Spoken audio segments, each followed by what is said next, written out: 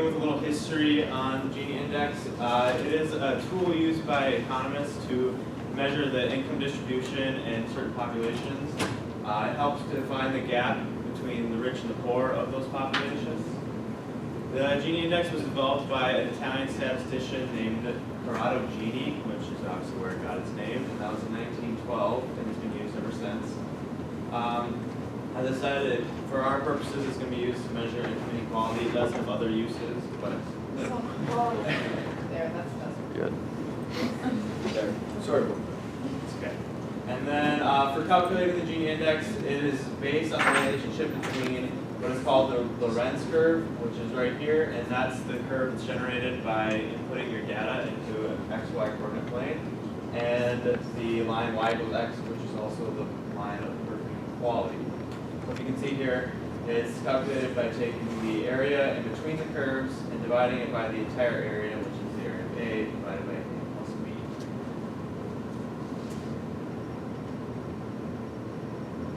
It's also used in other areas such as health, education, and traffic flow, just to also describe the inequalities there. And a Gini index of 0, when you're interpreting the data, would indicate perfect equality, which is shown on the line there, and that would be if the Lorenz curve coincides with the line of equality. And then a Gini index of 100 would indicate perfect inequality, which is also shown on here. So the mathematics involved in interpreting the data in the Gini index is integration. It's one of the two main operations in calculus, which is integration and taking the derivatives, so they're opposites of each other. It's used to find the area under an equation from that equation to the x-axis. But the problem with the integration for us is that there's no equation specifically for integrating. So then we also have the trapezoid rule. It's the most accurate way to measure integration with just a set of data points, and that's the solution to a problem.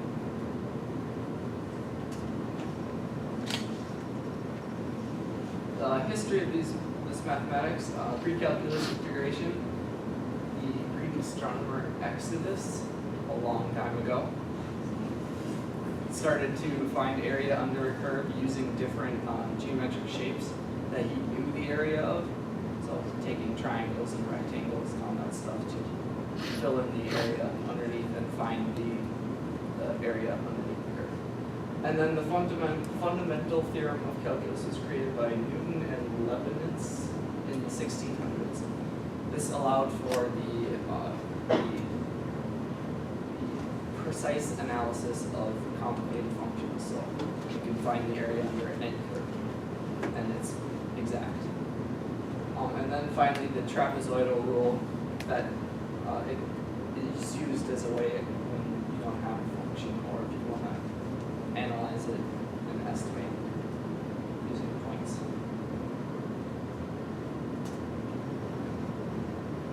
Alright, so this is a little overview of how we apply the mathematics.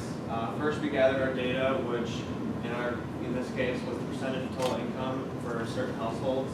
And then we put the data in order from least to greatest and divided it into 5 equal percentiles, so 20% each percentile, and arranged them cumulatively so they added up to 100% by adding them respectively. And then we graphed the equation y equals x along with the data that we gathered. And we used our trapezoidal integration to find the area under both the curves. We then subtracted the area under the curve created by our data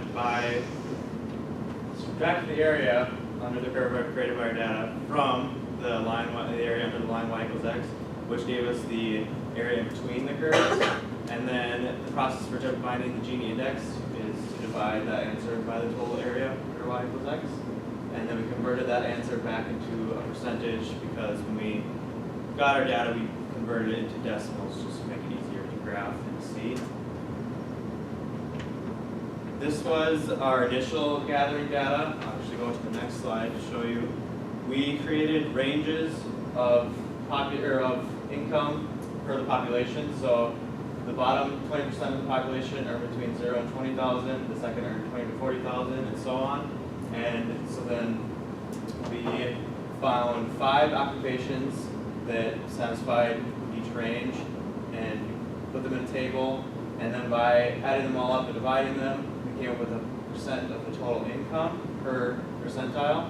So as you can see here, 4.6 for the bottom, second 6.7, and so on. And so you can already begin to see the gap in the income, where the top 20% earns a much larger percentage of the total income than the bottom 4. Over 50% of the total income. Right. And so then we converted that data, as I said, to decimal form for ease of graphing. And then steps 1 and 2 were the process of finding the area underneath our Lorenz curve, which is the curve created by our data. And step 3 is finding the area in between the curves, and that came out to be 0.2298. Step 4 was the process of finding the Gini index number, which is dividing the area in between the curves by the total area. That was 0.4596. And then step 5 was simply putting it back into percentage form by multiplying it by 100. So our Gini index for the United States from the data that we collected was 45.96. And just to give you a little bit of perspective, we did that same process for 4 other countries. And so as you can see, Brazil is the only country of the other 4 that we did that had a greater Gini index than the United States. And just to clarify, you want a low Gini index because that means that you're closer to equality. So India, Germany, and Mexico are all well lower than the United States. You can see just by looking at it which ones, the ones that have larger area have the larger